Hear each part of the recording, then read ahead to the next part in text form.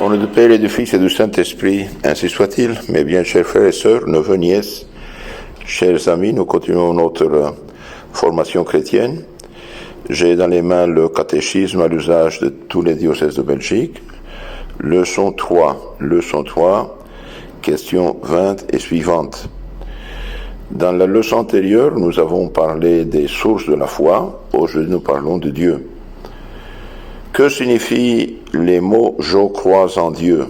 Dans le credo, nous disons « je crois en Dieu, le Père puissant, créateur du ciel et de la terre ». Eh bien, les mots « je crois en Dieu » signifient « je crois fermement que Dieu existe et qu'il est mon salut et ma fin dernière ». Ma fin dernière signifie que j'ai été créé pour vivre un jour avec Dieu dans le ciel, dans le paradis. Et puis il y a une autre question très simple, mais aujourd'hui nécessaire. Êtes-vous certain que Dieu existe ? Oui, je suis certain que Dieu existe. Et pourquoi êtes-vous certain que Dieu existe ? Quelles sont les preuves ? Je suis certain que Dieu existe parce que l'existence du ciel, de la terre, des galaxies, des systèmes solaires, du monde, de tous les êtres qui existent, animaux, végétaux, etc., eh bien, ne s'explique pas sans un créateur, sans un être super intelligent et tout puissant qui a créé toutes les choses qui existent. Parce que aussi l'ordre qui règne dans l'univers ne se conçoit pas sans être suffisamment intelligent et tout puissant. Tout est organisé, tout est pensé dans la création, dans les galaxies, dans les systèmes solaires. Par exemple, prenez le corps humain. On mange, on boit, on dort, et puis on ne sait pas qu'est-ce qui se passe. Quelle machine chimique on a dans notre corps. Et puis le sang doit être purifié. Nous avons les reins qui sont là pour purifier, pour faire des choses extraordinaires. Le foie, les poumons, tout ça ne s'est pas fait seul.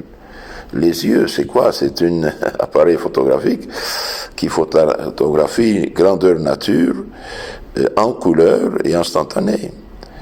Que si je disais qu'un téléphone portable, ou un ordinateur, ou une voiture, ou un avion s'est fait tout seul, personne ne pourrait me croire, et avec raison. Avec plus raison encore, le cerveau humain, l'âme, le corps humain, et le corps de tous les animaux, ce n'est pas n'importe quoi. Ceux qui disent que tout s'est fait par hasard, eh bien, ils ne pensent pas. En fait, ils disent n'importe quoi, ils affirment n'importe quoi, sans aucune preuve. Une maison ne se fait pas seule, un avion ne se fait pas seul, un téléphone ou une machine ne se fait pas seul, tout est organisé par une intelligence qui a fait ces choses. Eh bien, quand on voit tous les êtres vivants, ce n'est pas n'importe quoi. Les astrophysiciens, les physiciens, ceux qui utilisent à fond, étudient à fond la nature, eh bien, se rendent compte que ce n'est pas possible que ça soit effet du hasard. Ça, le hasard n'existe pas, c'est une parole, c'est tout, c'est un mot. Donc, l'ordre qui règne dans l'univers et dans les êtres, de tous les êtres, ne se conçoit pas sans être infiniment intelligent et tout puissant. Et aussi, nous croyons en Dieu parce que nous croyons que Dieu existe parce que les hommes ne peuvent pas vivre sans morale et qu'il n'y a pas de vraie morale sans un suprême législateur. Mais quand on fait quelque chose de mal, on dit voilà, il y a comme un clic dans notre conscience qui dit attention, ça ce n'est pas bien, qu'est-ce que vous avez fait ? Eh bien, Dieu a gravé dans notre cœur, oui, la loi morale qui dit faire le bien, éviter le mal. La question numéro 3 dit, Dieu a-t-il manifesté lui-même son existence ? Oui, Dieu a manifesté lui-même son existence quand il s'est révélé aux premiers hommes, à Moïse et aux prophètes, et surtout, en la personne de son Fils, Jésus-Christ, Dieu incarné. Donc, on connaît Dieu en fait de deux manières, par la philosophie, par la réflexion, par l'intelligence, par l'observation de la création, mais les choses existent, ok. Et bon, aujourd'hui, la vraie science, pas la science-fiction du 19e siècle, de calomnie, etc. La vraie science, les vrais scientifiques, eh bien, qui disent, bon, l'univers c'est de l'énergie, et l'énergie n'est pas infinie. Et s'il n'est pas infini, un jour, ça va se terminer, donc un jour aussi a commencé. Donc, parce qu'on n'est pas éternel. Donc, ce qui n'existe pas ne peut pas se donner l'existence. Et ce qui n'existe pas ne pouvant pas se donner l'existence, nécessairement, un jour il a commencé, et il a commencé recevant l'existence d'un être tout-puissant, intelligent, créateur, qu'on appelle Dieu.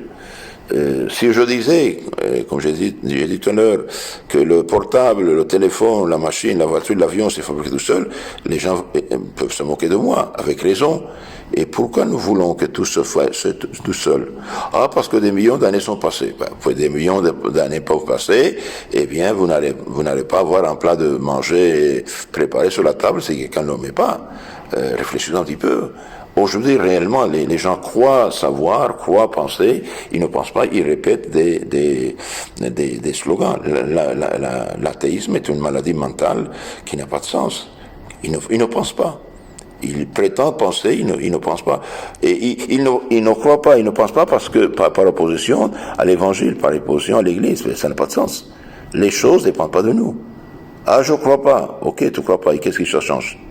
Moi, je ne crois pas qu'il y a que le coronavirus, etc., etc. Et qu'est-ce que ça change? S'il y a coronavirus, il y a coronavirus. S'il n'y a pas coronavirus, il n'y a pas coronavirus. Mais ma parole, ça change rien de tout. La même chose. Tous les peuples, sans exception, eh bien, tous les grands sages et savants de tous les siècles ont cru qu'il y a quelqu'un au-dessus de nous. Et l'existence de l'univers, l'existence de l'ordre qui existe dans le monde ne s'explique pas sans un créateur, sans une intelligence suprême régulatrice. Et comme je dis maintenant avec les sciences actuelles, pas les sciences embryonnaires du 9e siècle, mais sciences du 21e siècle, aujourd'hui, on sait beaucoup plus sur ces choses. Eh bien, les scientifiques les plus sensés, on peut dire, ben, ils sont, n'est-ce pas? En plus, la science, qu'est-ce qu'elle dit? Ben, la science analyse la matière, ok. Mais au-dessus de la matière, nous avons quand même l'intelligence, nous avons la philosophie, et puis nous avons la théologie. Alors tout mélanger, ce n'est pas correct. Donc nous savons que Dieu existe, parce que lui-même a parlé aux hommes, premièrement, et deuxièmement, parce que l'existence de la terre, du ciel, ne s'explique pas seul. Ce qui n'existait pas ne peut pas se donner l'existence.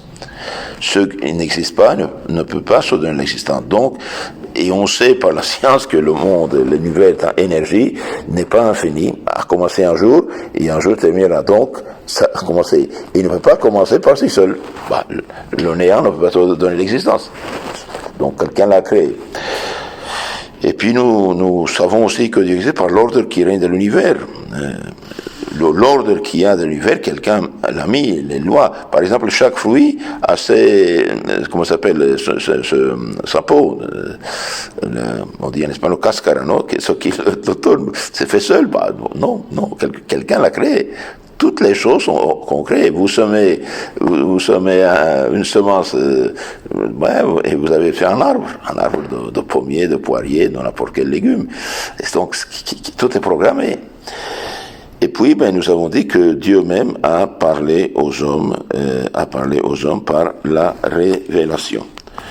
Dans la leçon suivante, on va parler de Dieu, qui est Dieu, etc.